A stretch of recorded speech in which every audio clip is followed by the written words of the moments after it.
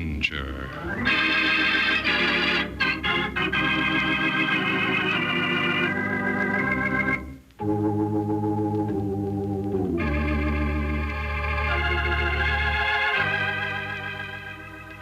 Over the minds of mortal men come many shadows.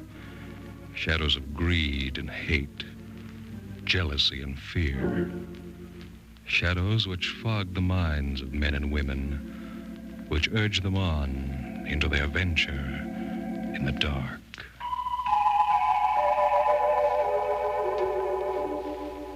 Dark Venger.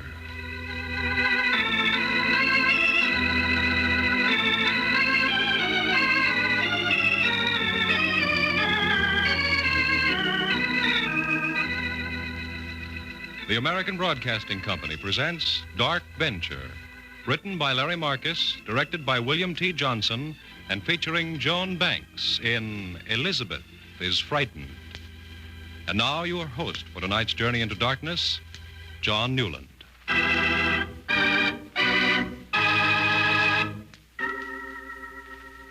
This is John Newland. Tonight we search through the dark city for Elizabeth. The night is unbroken by stars or moon. There are only the thin, pitiful street lamps, the flashing headlights of an occasional speeding car. The hour is 2. The chimes in the gray cathedral boom hollowly in the empty streets. An ambulance races down Main, its red warning light flashing on and off quickly, like the fevered... A newsboy stands on a street corner waiting for the last bus. A tall girl in a thin coat hides in the shadows of a cigar store, waiting for nothing at all. But we go on, for we must find Elizabeth, down Ardmore Drive. Now the darkness deepens. Now it is a quiet, dignified darkness, draping itself over these fine homes. And now here at last we have reached Elizabeth. This is Elizabeth, tossing and turning in her sleep, in the grip of some terrible dream that will not release her. By the faint moonlight filtering through the curtains, we watch her strange struggle. Her head twisting feverishly from side to side, her fingers clawing at some invisible enemy. And then suddenly the struggle becomes too much. No! No!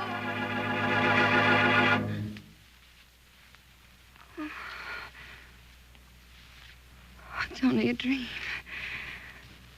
Everything all right. It's only a dream. You won't hurt me again. Go back to sleep. But I can't sleep. Remembering. It's always the same. I can't forget you, Philip. No matter how hard I try.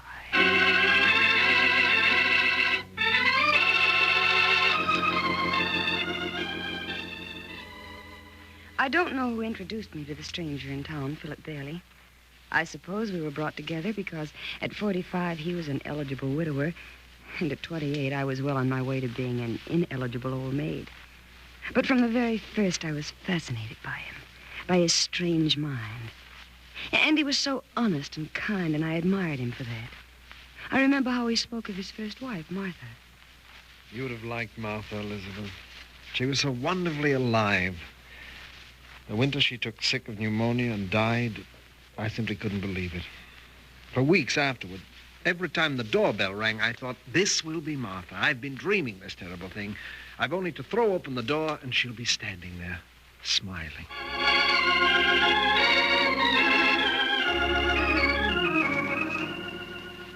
A month after we met, Philip asked me to marry him, and I accepted at once. Everyone was happy for me. Everyone agreed it was a good match. Everyone but my housekeeper, Flora. When she heard I was to be married, she let me know how she felt in no uncertain way. I've known you since your mama brought you home in a pink blanket, and I can speak plain, Elizabeth. I think you're making a mistake. How can you say that, Flora? You hardly know Philip. Yeah, I've got a feeling, that's all. Oh, Flora, a feeling. Well, what do you know about him, Elizabeth? What do you really know? I know that when I'm with him, I'm very, very happy.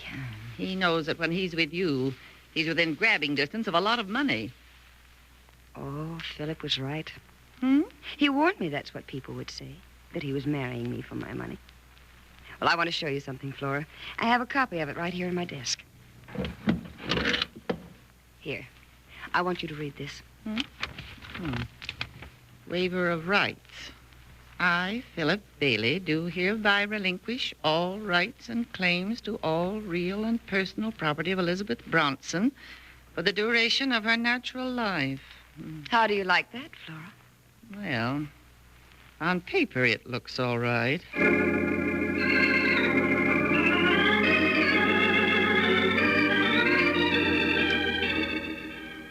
When we returned from our honeymoon, Philip took over the side room on the first floor for his study. He filled it with his books and sealed himself off from everyone for hours. Yet we still had time for dinners and the theater and house parties. One night in our home, Philip met Dr. Davis, who'd been our family physician for many years. And here was the first indication of what was to come. No, Doctor, I don't agree at all. I have found that the most exciting aspect of psychiatry is the brutal and terrifying manner in which one mind can dominate another. You mean hypnosis, Mr. Bailey? Hypnosis, I dislike that word. It smacks of the vaudeville stage. But to me, it's utterly fascinating how I can look into another man's eyes, thrust my will into his very soul, and force him to do my bidding. Of course, but only a quack would use hypnosis that way. A quack? That's I'll see you, right, Doctor. Bailey. Heavens, it sounds like you two are about ready to start punching each other in the nose. I think I'll be going, Elizabeth. Well, Doctor, you were to stay for dinner. Now, let the doctor go, Elizabeth. I don't think he'd enjoy his dinner anyhow.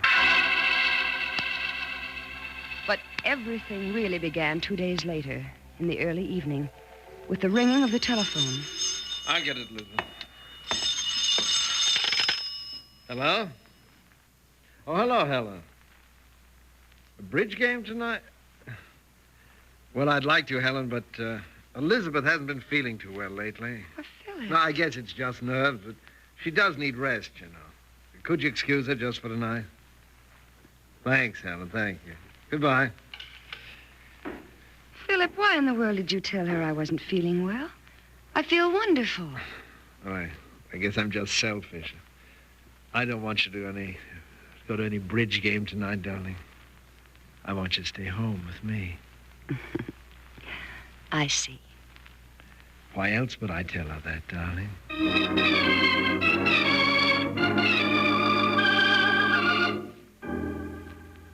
And will that be all, Mrs. Bailey? Let me see. Razor blades, toothpaste, hand cream. Yes, I guess that's all, Mr. Martin. Okay. Oh, by the way, are those sleeping pills helping you any? Sleeping pills? Those pills your husband picked up for your nerves. My nerves? Yes. But I don't understand. Never mind. Are you feeling better these days? Yes. Yes, I'm feeling much better.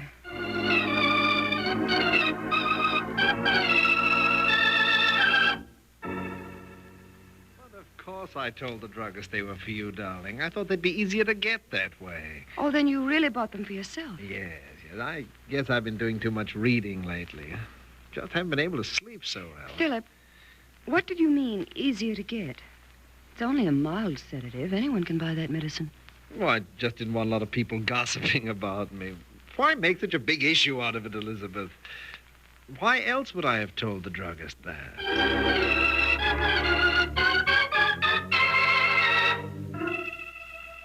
Is that you, Flora? Yes, it's me, all right. It's me. Did you get all the groceries for dinner tonight? Yes, I got everything. Oh, I want everything to be just right. It's quite a celebration, you know. Just 6 months ago today, I met Philip. What's the matter, Flora? You feel all right, don't you?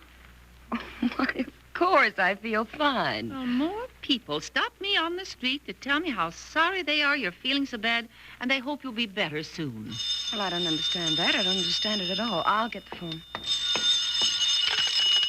Hello? Hello, is this Mrs. Bailey? Yes? This is Mr. Rossi de Bailey. Oh, yes, Mr. Rossi. Are the cakes for tonight ready yet? What's that? What's the matter with you, Mrs. Bailey? I beg your pardon. Well, less than 1 hour ago, your husband come by to tell me to cancel the order. You're too sick for the party tonight. What? I say less than 1 hour ago, your husband... I heard what you said, Mr. Rossi. Why did you call? Well, I husband. I think you should pay for the cakes anyhow. I make them especially for you. I'm not going to sell them to anyone else today, and by tomorrow they'll be stale. Well, will you hold the line a minute? I want to talk to my husband about this. He's in his study. Oh, sure. Too sick for the party tonight. Why is Philip saying such things? Why is he? Yes, what is it? I must see you right away, Philip. I'm coming in. Elizabeth, I've asked you many times not to come into my study. But I want to ask... Am I being too presumptuous in wanting a place where I can read and think in privacy? Philip, I didn't mean to disturb you, but Mr. Rossi... Who? The baker who was supposed to have prepared our cakes for tonight. He called saying you canceled the order because I wasn't well. Oh, yeah. Yeah. I told him not to bother you. I'm tired of all these parties. I want time to read and be alone, Elizabeth. I couldn't tell him that was the reason for the cancellation, so... Well, I said you were ill. I meant to explain. It slipped my mind. Is that so terrible? No. No, I suppose not. Why else would I have told the baker that, Elizabeth? No, Anne, I'm not really sick. Who told you I was? Mr. Rossi, well, I'm perfectly all right. Just a little tired, maybe. But, Francis, I'm all right. Really, I am. I know what Anne said, but it's just my nerves, that's all. No, Francis is wrong. I'm not ill. I'm just tired, that's all, Grace. Well, I may not sound too well, but I assure you, I am all right. Yes, I'll take it easy. Yes, I promise.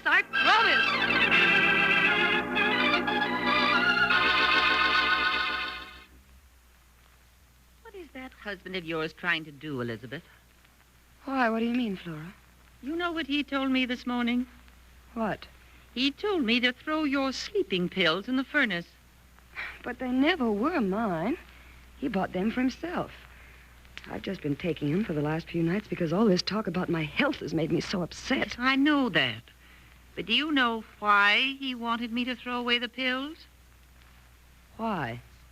Because, according to him, he was afraid you were thinking of committing suicide. All right, Flora, that'll be enough from Philip. you. You can pack up your clothes, Flora. Get out of this house. You'd like that, wouldn't you? Well, I'm not getting out of this house, mighty, high and mighty. You, Well, you'll do as I say. Flora, go into the kitchen, please. I want to talk to Mr. Bailey. She's leaving this house, Elizabeth. I'll not let him harm Please, you. Flora, please do as I say. Go into the kitchen. The day when he came to this house, that's all I can say. She'll have to leave, darling. I won't allow her to upset you this She's way. not upsetting me, Philip. I'm perfectly all right.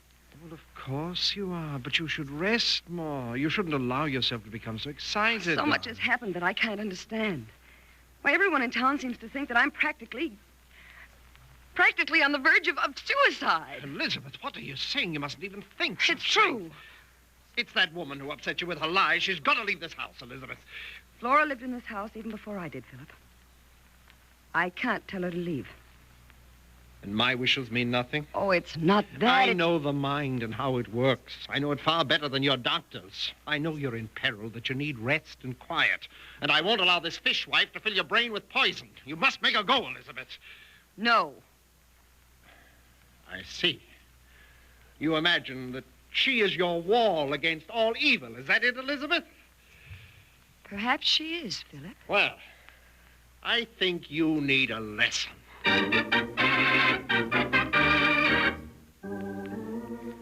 I spent the rest of the day in my room. I was so confused I didn't know where to turn. What had happened to me, to Philip, to our marriage? What was going on? Come in. Oh, Flora. I meant to come down and see you. I'm sorry about what happened this afternoon. Philip didn't mean half of what he said. Flora, what's wrong? You look so strange. Flora, answer me. What's wrong? Flora, talk to me. Flora, what are you going to do? You slapped me. Have you gone crazy? Flora, come back here. Flora, why did you do this to me? Speak to me. Why did you do this to me? Flora! Flora!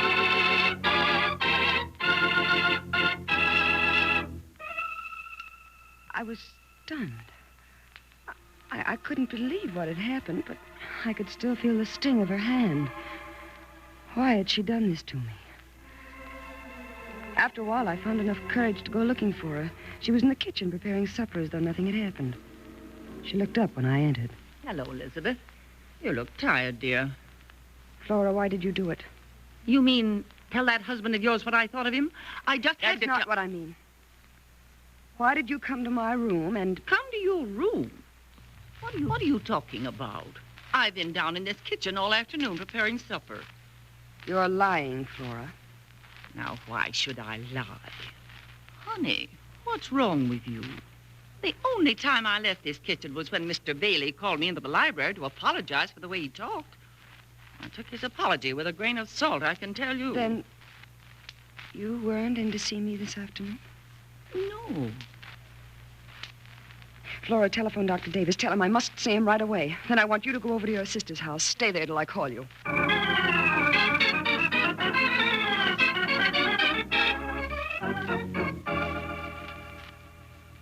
when Flora came into your room, how did she look, Elizabeth?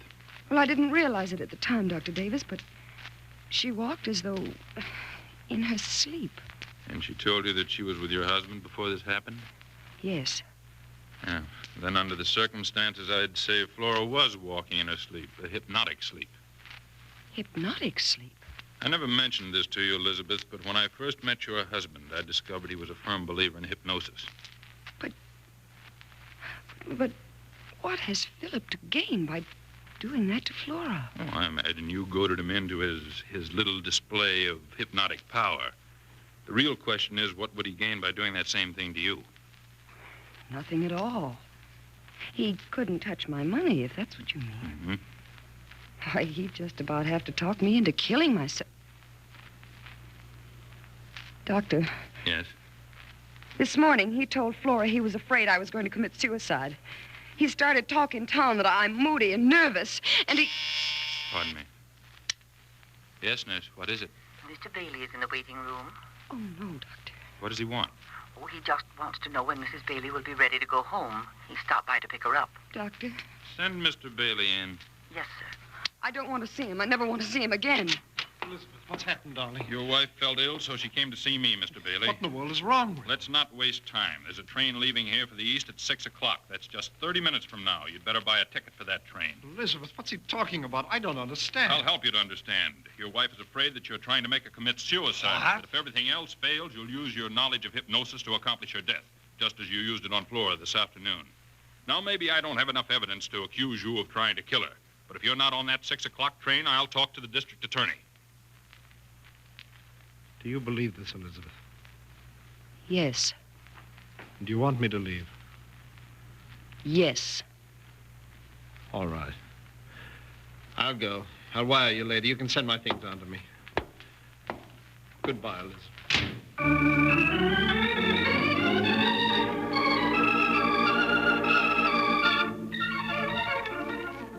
Later, I drove with Dr. Davis to the railway station. And from the parked car, I watched Philip emerge from the station carrying a suitcase and board the waiting train. I waited until the train was gone, and then I telephoned Flora. Well, Flora, he's gone. He's gone for good. Good riddance to bad rubbish, I say. I'll go right over to the house. No, Flora. No, you stay with your sister tonight. I'd rather be alone just for tonight. Maybe that's a good idea. My sister and I were planning to go to the movies. Well, you'll call me in the morning, won't you? Yes, Flora. I'll call you.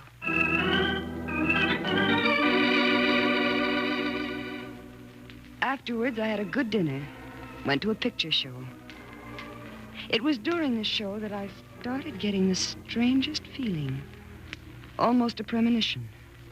I couldn't understand it. I thought perhaps it was just the darkness of the theater and the natural reaction of everything that had happened today. I left the theater and wandered around the streets trying to find a reason for not going home. What was wrong with me? What was I afraid of? And then, for no reason that I can explain, I called the railroad station. Hello? I'd like to inquire about the 6 p.m. train, please. You mean for tomorrow night? No, the one that left tonight. Yes, what about it? Well, there hasn't been any trouble with it, has there? Trouble? What kind of trouble? I mean, it wasn't delayed any place along the line or anything like that. Oh, no, of course not. That train's 400 miles from here by now. Thank you. Thank you very much. Now, that was a silly thing to do. And then I did something even more silly. I dialed my own number. What was wrong with me? Who did I expect to answer the phone in that empty house? After a while, I hung up.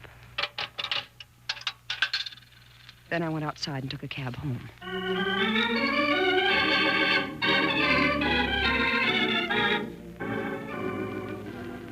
I just couldn't sleep. I sat up in bed and turned on the lamp. The clock said 1:35. Perhaps a glass of warm milk would help me relax. I started for the kitchen to prepare it. When I passed Philip's study, I saw the door was half open. Oh, it gave me a start. I hurried over and turned on the light.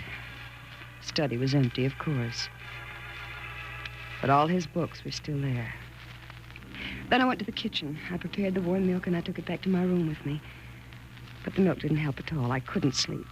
I thought of calling Flora, but I couldn't disturb her at this time of night. And then a tiny feeling started growing in me, as faint as the ticking of a watch. I wanted to go back to Philip's study. The feeling grew, gnawing at me. I wanted to go back to Philip's study. Finally, I couldn't stand it any longer. I got up from my bed and put on my robe and started down the hall. I opened his door again and snapped on the light. I told myself the reason I had come here was to decide what I'd do with this room. I'd destroy every evidence he'd ever lived here. I'd throw out the bookcases and paper the walls and change the curtains. I went over to his desk. In the top drawer, I found a packet of papers. Letters from Martha, his first wife. Their marriage license. Here was her death certificate. Martha Ellen Bailey. Died August 23rd, 1944. Age 25. Cause of death, suicide. But he told me she died of pneumonia. No. Martha killed herself, Elizabeth. Yes, she killed herself, poor dear. And she was so young. I saw you get on that train. The train makes so many stops, Elizabeth. What are you going to do? Nothing. Not a thing. But I rather imagine your Dr. Davis will be sorry when he finds out that in spite of my going, you killed yourself. No, Philip. But then again, perhaps he'll think you killed yourself because of my going. Out of love, my darling. Why are you doing this? There are many reasons.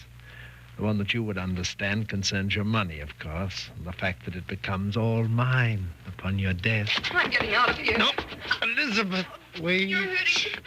No, you'll not run Let away, me go, please. Elizabeth. You'll not run Please, away. Philip, please. Look at me, Elizabeth. No. Look at me. No. You'll not Philip. run away. Philip, don't. You'll not run away, Elizabeth. You'll stay here because you want to stay. You want to stay, Elizabeth. You don't want to run away. You want to stay with me. You want to stay with me, Elizabeth. You want to stay with me. You see, I let you go. You could run away if you wanted to, but you no longer desire to run away. You want to stay with me. You want to stay with me. Isn't that right, Elizabeth? Yes. I want to stay with you. Yes, of course you do. You love me very much. You believe in me. Isn't that right, Elizabeth? I believe in you, Philip. Elizabeth, this afternoon you told me to go away, that you no longer loved me.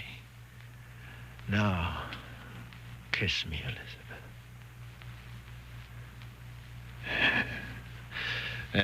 You see, there are no magic words, no secret formula. Merely my mind imposing its will upon yours. Elizabeth, in the bottom drawer of my desk, you'll find a gun.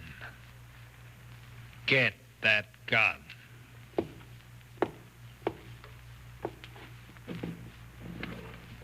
That's right. Now come back here to me and give me that gun.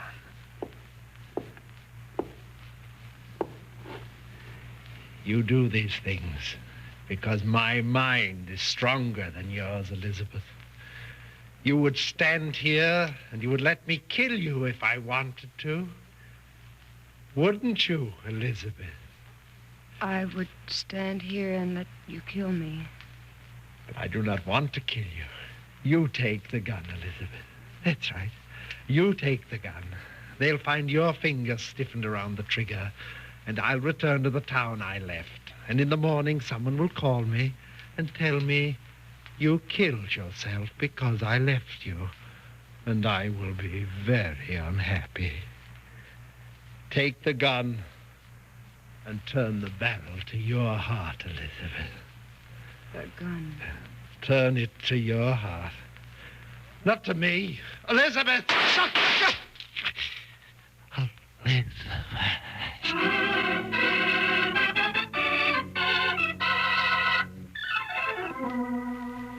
Someone heard the shots and found me standing over Philip's body.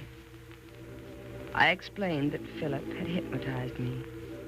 And there was no trouble at all, not even a trial, because no one is responsible for their actions in a hypnotic state. And since then, everyone has been so nice to me.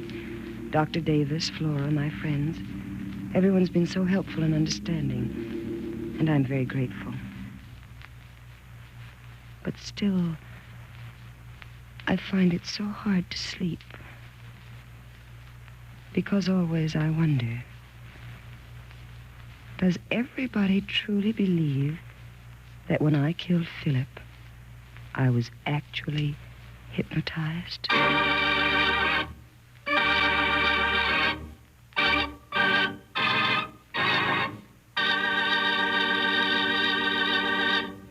Yes, Elizabeth has trouble sleeping. And when she finally falls asleep, her dreams are far worse than any insomnia.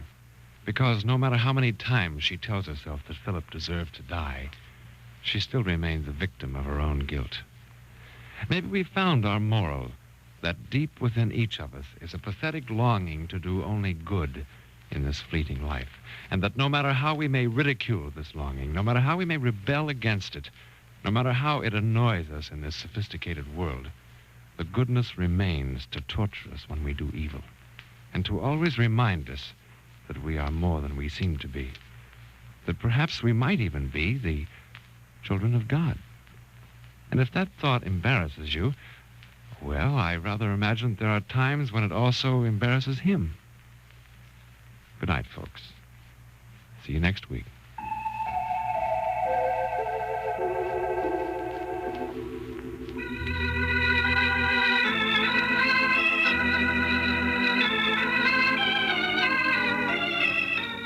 Listen next week for another dark venture with John Newland.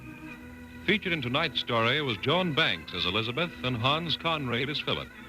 The others in the cast were Janet Scott, Bonnie Phillips, Jack Petruzzi,